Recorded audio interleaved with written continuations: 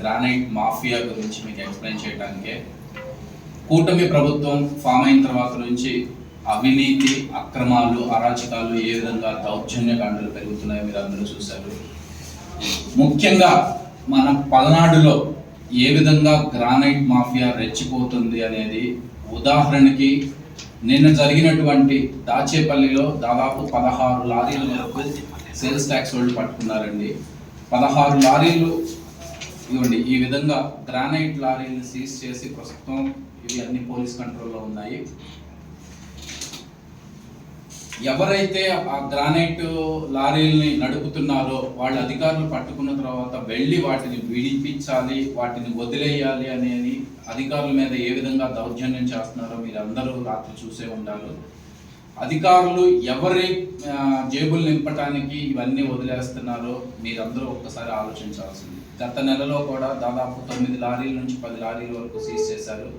సీజ్తోనే సరిపెట్టారు కానీ ఎటువంటి చర్యలు తీసుకోలేదు. ఇలా వదిలేసుకుంటూ పోతే కనుక మన సహజ సంపదని ఏ విధంగా దోపిడీకి గురవుతున్నాయో మీరు అందరూ ఒక్కసారి ఆలోచించండి. ఇది ఒక ప్రముఖ దినపత్రిక ఆంధ్రజ్యోతి పేపర్ అండి. దానిలో కూడా క్లియర్గా రాశారు, సీజ్తోనే సరి ఎటువంటి యాక్షన్స్ తీసుకోరా అని. అంటే మనకి ఎవరైతే అనుకూలంగా ఉన్నారో వాళ్ళు కూడా విమర్శించే స్థాయిలో అవినీతి జరుగుతుంది అంటే మనం ఎట్టుపోతున్నాము అనేది మీరు గమనించండి. సీఎం చంద్రబాబు నాయుడు గారు ప్రతిసారి అంటున్నారండి, నేను సంపద సృష్టిస్తా అంటున్నారు. చంద్రబాబు నాయుడు గారిని మేము ఒకటే రిక్వెస్ట్ చేస్తున్నాం, సంపద సృష్టి తర్వాత చూద్దామండి. ముందు అసలు మనకి రావాల్సినటువంటి సంపదని మీ సహచరుల జేబుల్లోకి వెళ్లకుండా ఏ విధంగా కాపాడాలి అనేది ఒక్కసారి దృష్టి సారించండి చంద్రబాబు నాయుడు గారు. నేను ఎందుకు అంటున్నానంటే గ్రానైట్ ముఖ్యంగా మార్టూరు, చీమకుర్తి ఈ ఏరియాల నుంచి మన పల్నాడు ద్వారా ఇతర రాష్ట్రాలకు వెళ్ళటం జరుగుతుందండి.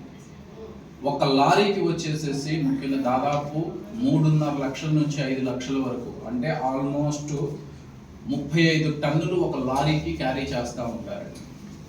ఆ 35 టన్నుల్ని మనం చూసుకున్నట్లయితే 6,200 స్క్వేర్ ఫీట్ గ్రానైట్ వస్తుంది.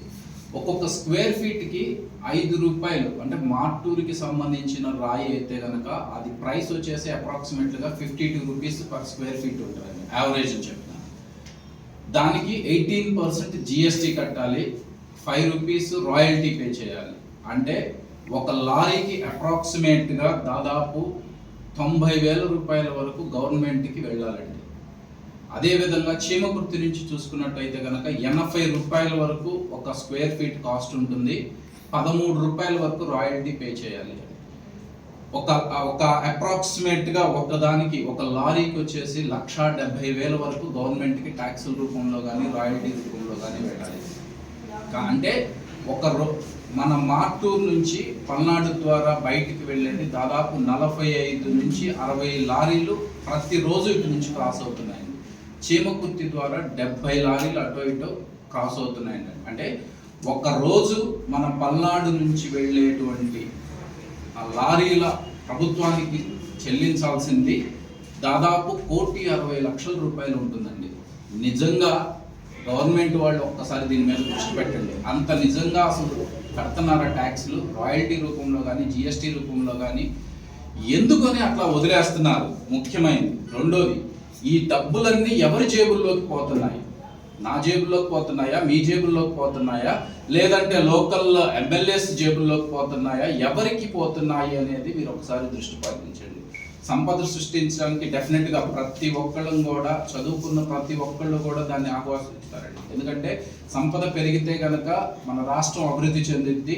కానీ రావాల్సిన సంపదని మన సొంత జేబుల్లోకి వేసుకొని నేను సంపద సృష్టిస్తా అంటే అది ఎంతవరకు సమంజసం మీరు ఆలోచించాల్సింది. ఏదైనా సరే ఇలాంటి విషయాలు ప్రశ్నిస్తే ఏమవుతుందంటే తప్పుడు కేసులు పెడతారు, డైవర్షన్ చేయడానికి చూస్తారు. ఏ విధంగా డైవర్షన్ పాలిటిక్స్ చేస్తున్నారో చూస్తారు. జస్ట్ ఎగ్జాంపుల్ చెప్తారండి. చంద్రబాబు నాయుడు గారు మరియు కూటమి ప్రభుత్వం ఇచ్చినటువంటి అబద్ధపు హామీల్ని ప్రజలకు మళ్ళీ తిరిగి వాళ్ళకి ఏ విధంగా అందాలో మనం ప్రజల్లోకి తీసుకెళ్లే ఒక వినూత్నమైన కార్యక్రమాన్ని జగన్మోహన్ రెడ్డి గారు స్టార్ట్ చేశారండి. రీకాలింగ్ బాబూస్ మేనిఫెస్టో అని. దాన్ని ఎంత సక్సెస్ఫుల్గా ప్రజల్లోకి వెళ్తుందో మీరు అందరూ చూశారు. దాన్ని డైవర్షన్ చేయడానికే ఇప్పుడు మిథున్ రెడ్డి గారి అరెస్ట్ అండి. ముఖ్యంగా ఏదో పర్సనల్ గడ్జి కోసమని ఎప్పుడో పర్సనల్ గొడవలు ఉన్నాయని చెప్పి ఈ విధంగా అరెస్ట్ చేయడం అనేది చాలా పనికిమాలిన చర్య. 90 రోజులు అవుతుంది సిట్ ఏర్పడి, ఇంతవరకు ఛార్జ్ షీట్ ఫైల్ చేయలేదు. ఆ ఛార్జ్ షీట్ ఫైల్ చేయాలి అంటే ఏదో ఒక అరెస్ట్ చూపించాలి అని ఒక ముఖ్యమైన తలకాయని చూపిస్తే కనుక అది దానిలో కొట్టుకుపోద్ది అనేది వాళ్ళ అభిమతం అండి. డెఫినెట్గా దీన్ని వైఎస్ఆర్సీపీ పార్టీ తరఫున మేము ఖండిస్తున్నాము. ఇంకోటి ఏంటంటే, ప్రశ్నిస్తే కనుక మనోభావాలు దెబ్బతింటాయి అన్నమాట. అంటే ఏ విధంగా అంటే, మొన్న మీరు చూసుకున్నట్లయితే నెల్లూరులో అధికార పార్టీ ఒక మహిళా ఎమ్మెల్యే మనోభావాలు దెబ్బతిన్నాయి అని ఒక ప్రతిపక్ష ఇంతకు ముందు ఎప్పుడైతే ఎమ్మెల్యేగా చేశారో దాదాపు 6 టైమ్స్ ఎమ్మెల్యేగా చేసిన వాళ్ళ ఇంటిని ఏ విధంగా సర్వనాశనం చేశారో మీరు చూశారు. మరి అదే మనోభావాలు నగరిలో ఉన్నటువంటి రోజా గారి విషయంలో ఎందుకు మీరు పట్టించుకోవట్లేదు? అంటే ఒక అధికార పక్షంలో ఉన్న ఎమ్మెల్యే మీద ఇబ్బంది అయితేనేమో మనోభావాలు దెబ్బతింటాయి, ప్రతిపక్షంలో ఉన్న వాళ్ళ మీద అయితేనేమో దాడి చేయండి అనేది మీరు ప్రోత్సహిస్తున్నారా? ప్రతి మీటింగుల్లో కూడా ఆడవారి పట్ల మేము ఎంతో గౌరవం చూపిస్తాము, ఆడవారికి మేము చాలా విలువిస్తాము అంటున్నారు.